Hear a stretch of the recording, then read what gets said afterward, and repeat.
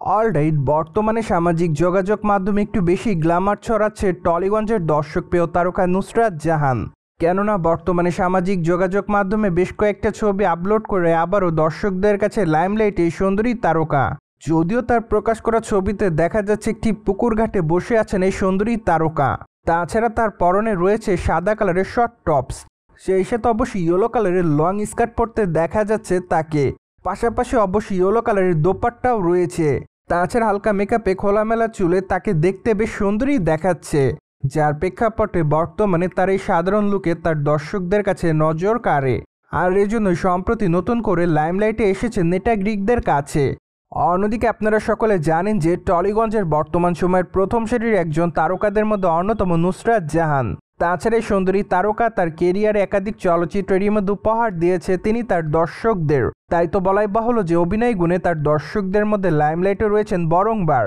তাছাড়া এই সুন্দরী তারকাকে সর্বশেষ অবশ্য আরই চলচ্চিত্র অভিনয় করতে দেখেছে তার সকল ভক্তরা।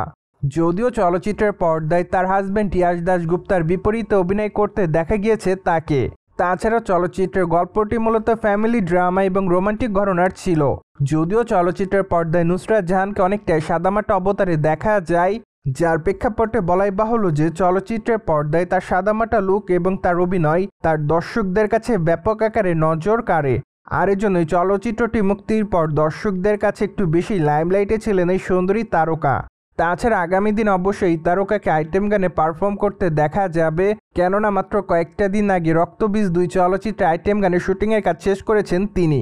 যার প্রেক্ষাপটে বর্তমানে রক্তবীজ 2 চলচ্চিত্রে আইটেম গানটি দেখার জন্য অপেক্ষায় রয়েছে তার সকল ভক্তরা। কিন্তু গানটি প্রকাশে আসতে অবশ্য এখন অনেকটা সময় বাকি, কেননা চলচ্চিত্রটি যেহেতু দুর্গাপূজা উপলক্ষে মুক্তি পাবে গোটা কলকাতাতে, তাই তো ধারণা করা যাচ্ছে যে হয়তো চলচ্চিত্রটি মুক্তির আগেই চলচ্চিত্রে আইটেম গান প্রকাশ্যে আসবে। যার জন্য নুসরাত জাহানের এই আইটেম গানটি দেখার জন্য অপেক্ষাতে থাকতে হবে সকল দর্শকদের।